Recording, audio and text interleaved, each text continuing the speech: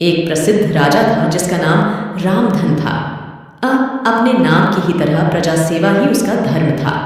उनकी प्रजा भी उन्हें राजा राम की तरह हाँ ही पूजती थी। राजा रामधन सभी की निष्काम भाव से सहायता करते थे, फिर चाहे वो उनके राज्य की प्रजा हो या अन्य किसी राज्य की। उनकी ख्याति सर्वत्र थी।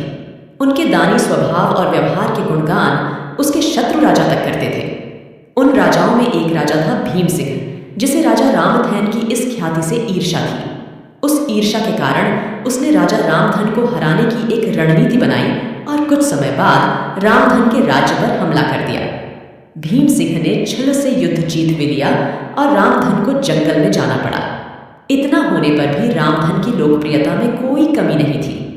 हर जगह उन्हीं की बातें थी। जिससे भीम सिंह को चैन न था, उसने राजा रामधन को मृत्युदंड देने का फैसला किया। उसने ऐलान किया कि जो राजा रामधन को पकड़कर उसके सामने लाएगा वो उसे 100 सोने की दीनार देगा। दूसरी तरफ राजा रामधन जंगलों में भटक रहे थे।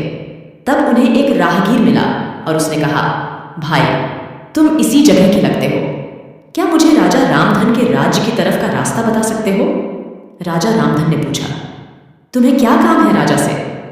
तब राहगीर ने कहा कि तबीयत ठीक नहीं, उसके इलाज में सारा धन चला गया।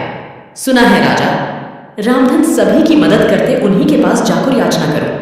यह सुनकर राजा रामधन राहगीर को अपने साथ लेकर भीम सिंह के पास पहुंचे। उन्हें देख दरबार में सभी अचंभित थे। राजा रामधन ने कहा, हे राजन, आपने मुझे खोजने वाले को 100 दीनार देने का वादा किया था। मेरे इस मित्र ने मुझे आपके सामने पेश किया है, अतः इसे वो 100 दीनार दे दे।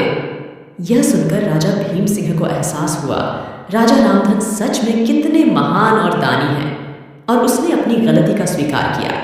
साथ राजा रामधन को उनका राज्य लौटा दिया और सदा उनके दिखाए रास्ते पर चलने का फैसला किया।